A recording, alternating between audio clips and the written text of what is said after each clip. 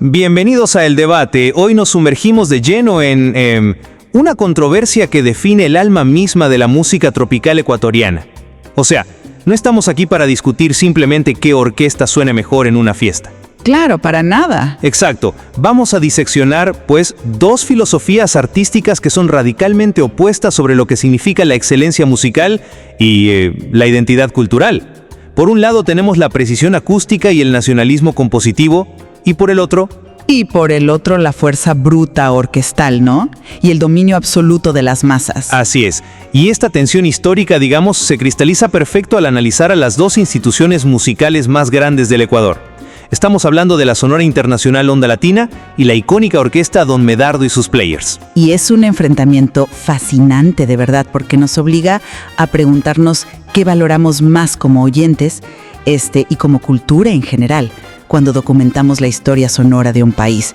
A ver qué prevalece, la pureza del formato y esa técnica inmaculada, o el impacto arrollador que logra mover a decenas de miles de personas en un estadio. Es una gran pregunta, y para dejar claras nuestras posiciones desde este primer segundo, yo argumento, y estoy completamente seguro de esto, que la excelencia musical moderna exige una nitidez técnica absoluta y una verdadera representación cultural desde la composición, que son características que Onda Latina elevó a su máxima expresión. Bueno, y yo sostengo desde la otra vereda, y estoy muy convencida de ello, que la cumbia y la música tropical exigen un impacto físico, algo visceral, ¿sabes? La potencia masiva y ese legado monumental de, más de 100 discos de Don Medardo y sus Players no son un accidente comercial, son la verdadera esencia y el estándar inalcanzable del género. A ver, entiendo perfectamente el atractivo de lo masivo, pero déjame darte otra perspectiva sobre lo que realmente significa construir un legado musical. Adelante. Cuando los registros históricos nos llevan a los orígenes de la Sonora Internacional Onda Latina, nos sitúan en el histórico y popular barrio de Chimbacalle, en Quito. Un barrio muy emblemático, claro. Exacto. No es un detalle menor, es una cuna de clase trabajadora de donde emergió una agrupación que tomó una decisión radical. Ellos decidieron adoptar el formato clásico e internacional de Sonora. O sea, para que nuestra audiencia lo visualice, no armaron un ejército de músicos. Eligieron una sección de vientos quirúrgica de solo 4 elementos, 2 trompetas y 2 trombones. Solo 4 vientos, sí. Sí, y esta configuración no obedece a una falta de presupuesto, sino a una búsqueda de precisión matemática y una elegancia acústica tremenda. Y su repertorio, además, se enfocó en un rescate auténtico del folclore y la chicha ecuatoriana. Le dieron al país lo que ellos mismos bautizaron como una verdadera presencia musical del Ecuador.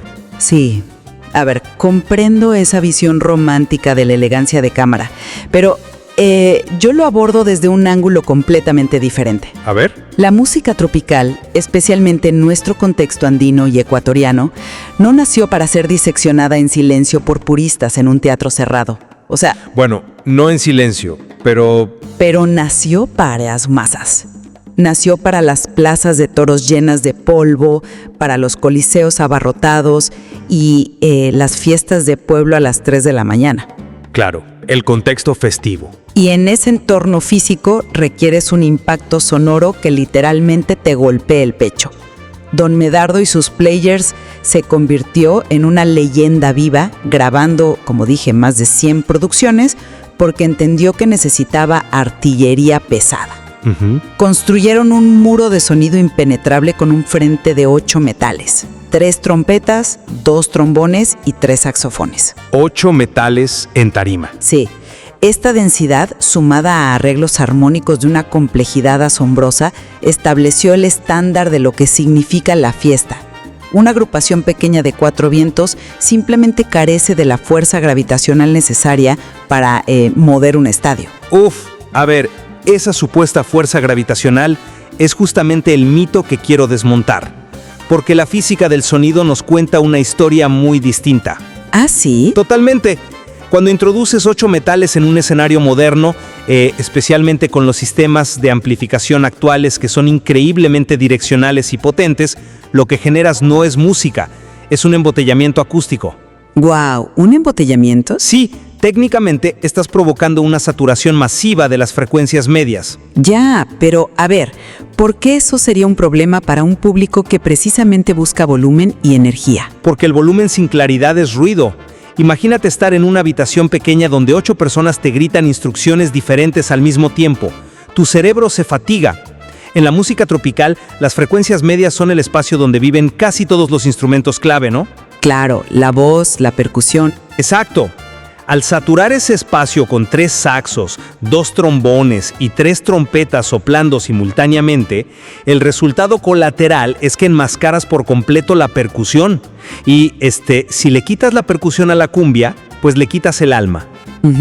Dejas de percibir el roce metálico y rítmico del güiro, la madera profunda de las congas queda sepultada por los bronces y las voces tienen que forzarse para sobresalir. Onda Latina, al usar solo 2 trompetas y 2 trombones, actúa como un bisturí. Un bisturí, ¿ok? Cortan la mezcla sin destruirla, dejan espacio para que cada golpe de timbal respire, logrando un balance donde la sutileza no sacrifica el sabor bailable. Pues sigo sin comprar esa premisa clínica, porque asumes que el oyente en una pista de baile está haciendo un análisis de ecualización en su cabeza, y no es así. Bueno, tal vez no conscientemente, pero la experiencia de escuchar a Don Medardo en vivo es una experiencia corporal. Hagamos una analogía. Tú dices bisturí, ¿no? La sección de vientos de Onda Latina es como un puntero láser. Ok. Sí, es muy preciso, muy concentrado y puede apuntar a un lugar específico con gran nitidez. Pero la orquesta de Don Medardo es como un reflector industrial de estadio. Entiendo por dónde vas. Cuando lo enciendes, baña de luz a absolutamente todo el mundo. Y el público necesita ese reflector. Cuando tienes a los 3 saxofones anclando la armonía, a los trombones empujando los graves y a las 3 trompetas coronando los agudos, mueves una cantidad de aire físico desde la tarima que se transfiere directamente a los cuerpos de la audiencia. Reducir eso a un formato de sonora en un evento masivo es, francamente, quedarse corto de energía. A ver, esa analogía del reflector suena espectacular, te lo concedo. Pero la realidad de la industria musical desmiente que necesites 8 metales para iluminar un estadio. ¿En serio? Sí, fíjate, si observamos la evolución de los verdaderos titanes a nivel mundial en la música latina, la evidencia es abrumadora. ¿Qué configuración utilizan orquestas legendarias como el Grupo Nietzsche en Colombia? O la Sonora Dinamita, o bestias de la salsa como la Sonora Ponceña y la Orquesta Guayacán. Bueno, usan formatos más reducidos. Todas ellas dominan multitudes de decenas de miles de personas utilizando exactamente el mismo formato de 4 vientos que Onda Latina. O sea, la elegancia no está reñida con la potencia. Si tienes 2 trombones estructurando ese cuerpo gordo y rítmico desde abajo y 2 trompetas marcando el brillo arriba, el sonido es masivo porque es ordenado, no porque esté amontonado. Ok, que agrupaciones internacionales usen ese formato es innegable, pero eso nos lleva al verdadero talón de Aquiles de Onda Latina, y quiero presionar sobre este vacío armónico. A ver, ¿cuál vacío? En el formato de Big Band de Medardo, los 3 saxofones no están ahí solo para hacer ruido, ¿ok? Son el pegamento estructural de la canción. El saxofón, por su naturaleza de instrumento de viento madera, provee una textura aterciopelada, una base melódica continua que los instrumentos de bronce, que son mucho más estridentes y percusivos, pues no pueden replicar. Al prescindir de los saxofones, Onda Latina pierde un color armónico fundamental de la cumbia tradicional. Entonces yo te pregunto, ¿cómo compensas esa enorme carencia de información musical teniendo solo metales? Esa es justamente la pregunta que separa a los buenos músicos de los genios. Y la respuesta que encontramos en las partituras y en las presentaciones de Onda Latina revela un nivel de destreza técnica fascinante. A ver. Hay 2 mecanismos específicos. El primero es lo que podríamos llamar el fenómeno del pulpo humano. Onda Latina no sufre la ausencia de saxofones porque su arreglista y pianista domina una técnica de independencia motriz absoluta utilizando tecnología. Espérate, ¿te refieres al uso de sintetizadores? Exactamente, pero no como una simple pista pregrabada, ¿eh?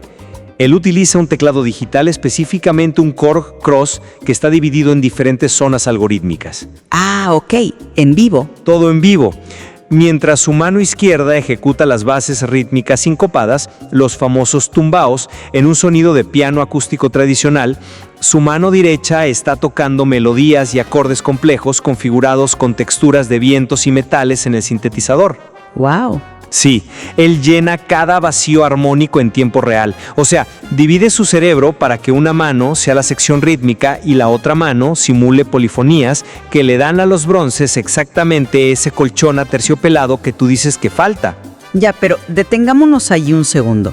El fraseo algorítmico de un Korg Cross podrá tener las notas correctas, pero carece de la grasa, ¿sabes? De la fricción natural que los saxos le inyectan a la música tropical. Es una emulación, no es una interpretación real de vientos.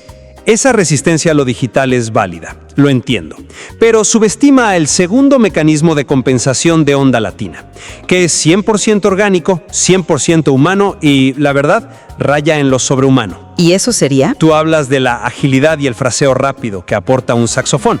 Pues bien, los trombonistas de onda latina suplen esa agilidad ejecutando partituras que, lógicamente, deberían ser tocadas por un saxo. Espérate. Tocar líneas de saxofón en un trombón de vara cambia por completo las reglas de la física del instrumento. Ese es exactamente el punto. O sea, para que quienes nos escuchan entiendan la magnitud de esto. Un saxofón tiene llaves mecánicas bajo los dedos. Para cambiar de nota, el músico solo presiona botones en milisegundos. Claro. Un trombón, en cambio, es un tubo largo con una vara metálica que el músico debe extender y retraer físicamente en el aire. Para encontrar cada nota, no hay botones. El trombonista debe detener la vara en el centímetro exacto, valiéndose únicamente de su memoria muscular y su oído. O la nota, pues sonará desafinada. Es súper difícil. Es dificilísimo.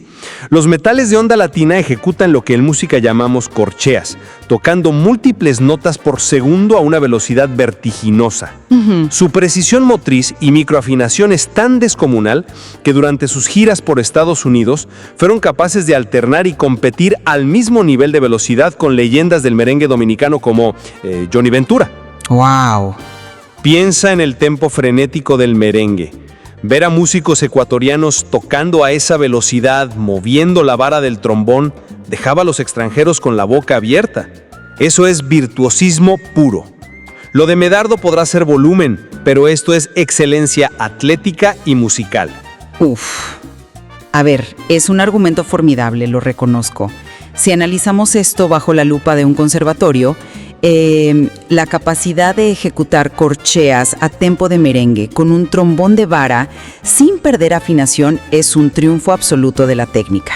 Exacto. Y te concedo que, gracias a esa habilidad, el balance general de su ensamble evita la saturación acústica de la que hablabas antes. Sin embargo, creo que toda esta disección técnica nos está alejando del propósito fundamental de esta música. ¿Y cuál es ese propósito fundamental según tú, si no es la excelencia en la ejecución? El impacto cultural masivo. O sea, la música popular no sobrevive en la memoria de un país por lo rápido que se mueve la vara de un trombón o por cómo un pianista divide su teclado Korg. Ya. Sobrevive por cómo se entrelaza con las emociones de la gente. Cuando analizamos la historia de Don Medardo, no estamos hablando de partituras de conservatorio. Estamos hablando del cancionero popular ecuatoriano. Sus canciones son himnos intergeneracionales. Es la banda sonora que se escucha desde la frontera norte hasta el sur, en cada festividad, en cada fin de año. Lograron un arraigo emocional tan profundo que toda la proeza técnica de una sonora se vuelve, digamos, casi anecdótica cuando la comparas con la devoción de millones de personas cantando un solo coro de Medardo. Pero, a ver, ese argumento del cancionero popular ecuatoriano se derrumba bastante rápido cuando raspas un poco la superficie y miras los créditos de composición. Tú celebras a Don Medardo como el pináculo de la identidad ecuatoriana, pero los datos nos muestran una realidad sumamente incómoda. ¿Incómoda? ¿Por qué? Porque el 90% de esos himnos que mencionas son de hecho adaptaciones directas de la cumbia norteña, peruana. Así es. El aguajal, que acabas de mencionar como un himno nuestro, es un éxito icónico de la agrupación peruana Los Chapis. Su éxito masivo aquí se construyó casi enteramente sobre la adaptación de la cumbia amazónica y norteña del Perú. ¡Wow! Tomaron el catálogo del país vecino, le subieron los decibeles con ese formato masivo de metales y lo empaquetaron. Entonces te planteó la pregunta ineludible: ¿cómo puede la historia considerar como la máxima institución del Ecuador a una agrupación que basó su éxito en copiar sistemáticamente la cultura peruana? Bueno, pero a ver, adaptar repertorio es una práctica histórica en toda América Latina. Sí, pero construir un imperio entero sobre la propiedad intelectual ajena cambia la narrativa. Y lo que es más trágico, el genio arquitecto detrás de todo ese sonido masivo, su único arreglista, fue Andrés de Colbert. Un gran músico. Un talento extraordinario, pero era peruano. Un hombre que, según los registros históricos, falleció en la pobreza y en el anonimato en su propio país, mientras sus arreglos generaban fortunas sostenidas en Ecuador. Entonces yo pregunto, ¿cómo podemos proclamar a esto como la cúspide de nuestra memoria sonora nacional cuando la materia prima creativa es casi en su totalidad importada y adaptada? Pues porque estás juzgando la música popular bajo un estándar de purismo autoral que simplemente ignora cómo funciona la cultura folclórica. La cumbia, intrínsecamente, es un lenguaje andino compartido. Las fronteras políticas no dictan cómo viajan los ritmos. Bueno, pero hay que dar crédito. Claro que sí. Pero el hecho de que Don Medardo tomara esas cumbias y chichas peruanas que, ojo, originalmente tenían un sonido más psicodélico y dependiente de guitarras eléctricas, y tuviera la visión de reorquestarlas para una megabanda de 8 bronces, eso es un acto de creación en sí mismo. La adaptación es un arte profundo. Pensemos en, no sé, cómo la salsa en Nueva York adaptó el son cubano, o como el rock británico adaptó el blues americano. Es un buen punto, sí. Don Medardo tradujo esas melodías regionales a un idioma de impacto masivo. Puede que la semilla sea de Andrés de Colbert o de los Chapis, pero el fenómeno sociológico, la manera en que el pueblo ecuatoriano adoptó esas canciones y las hizo suyas para celebrar sus propias vidas, eso es innegablemente ecuatoriano. Y no le resto mérito al poder de la popularización, la verdad. Pero contrasta esa apropiación con la integridad artística de onda latina. O sea, no estamos hablando de que de vez en cuando escribían algo propio. El 90% de su catálogo es composición 100% ecuatoriana. Dinos el folclor nacional y los refinaron con arreglos de nivel internacional. Y el mayor símbolo de esto es, sin duda, la pluma de su compositor, el maestro Ricardo Realpe. Realpe ciertamente dejó una huella importante. Dejó mucho más que una huella, ¿eh? Escribió verdaderas crónicas sociales. Canciones como Celitos, tomemos su himno indiscutible, Al otro lado del río. Es una obra maestra escrita por el ecuatoriano Ricardo Realpe. Y si hablamos de sociología, analicemos el fenómeno de Collar de Lágrimas. Collar de Lágrimas es, sin duda, un tema de un peso inmenso. Rompió todos los récords de ventas. ¿Y por qué? Porque está dedicado profundamente al drama de los migrantes ecuatorianos. Capturó la hemorragia social del destierro económico de una manera que, pues, un cover festivo de cumbia amazónica peruana jamás podría hacer. Claro. Le habla al alma del ecuatoriano que dejó su tierra. Y lo hicieron también con Chimbacalle de mi vida. Y fíjate que es muy revelador que menciones Chimbacalle de mi vida, siendo este un barrio icónico, obrero de la capital.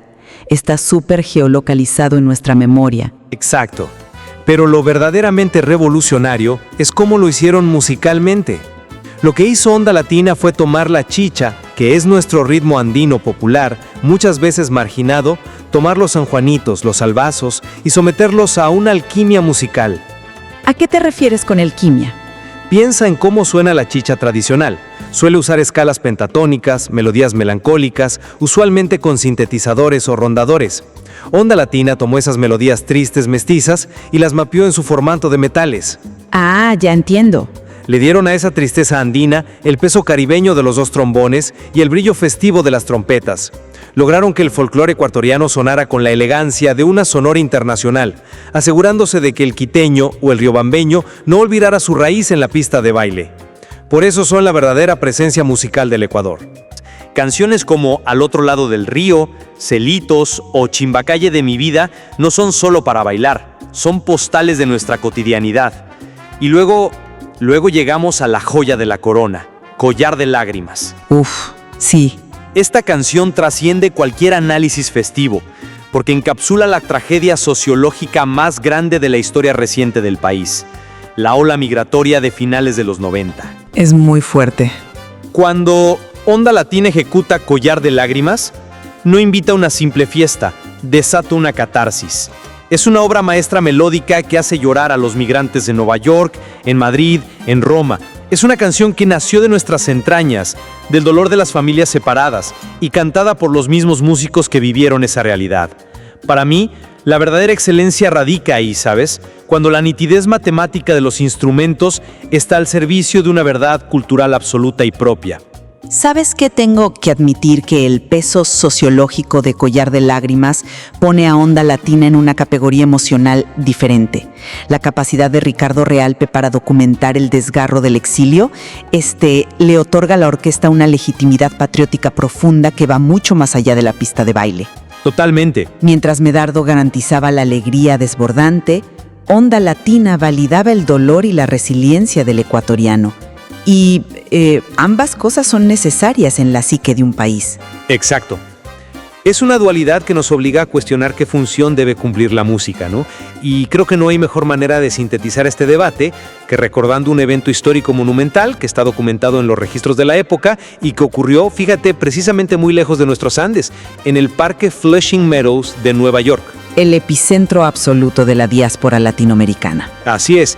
Imagínate la escena, un inmenso escenario al aire libre y frente a él un mar humano. Miles de migrantes ecuatorianos, acompañados por latinos de diversas nacionalidades, congregados bajo el cielo neoyorquino. Ese día se organizó un mano a mano, un choque de trenes directo entre la Sonora Internacional Onda Latina y Don Medardo y sus players. Y lo verdaderamente fascinante de esa anécdota es lo que provocó en el público. Fue la validación de ambas escuelas musicales en un solo espacio, ¿no? Totalmente.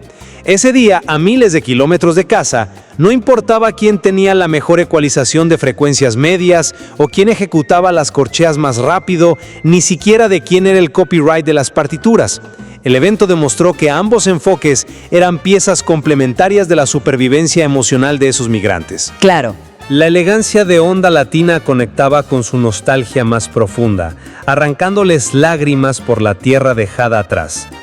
Mientras que la monstruosa pared de sonido de los 8 metales de Don Medardo los devolvía a la vida, inyectándoles la euforia y la fuerza necesarias para seguir adelante en un país extranjero. Es una reflexión muy poderosa y nos enseña que la grandeza musical no es un concepto monolítico. Al final de cuentas, elegir entre una escuela y la otra depende puramente de lo que necesites que la música haga por ti en un momento determinado. Necesitas la precisión de una sonora que como un bisturí llega a tus emociones más sutiles y auténticas. O necesitas la fuerza bruta de una big band que como un reflector ilumina la oscuridad y te arrastra en una avalancha de energía festiva. Esa es, en definitiva, la pregunta que queda flotando en el aire para todos los que nos escuchan hoy. Como mencionamos al principio, nos enfrentamos a dos formas de construir un legado: la técnica depurada y nacionalista frente al poder avasallador y masivo. Les invitamos a seguir sumergiéndose en el riquísimo y complejo pentagrama ecuatoriano, porque detrás de cada arreglo y cada instrumento, pues hay un pedazo de historia esperando a ser redescubierto. Gracias por acompañarnos en esta exploración de ideas. Hasta nuestro próximo encuentro.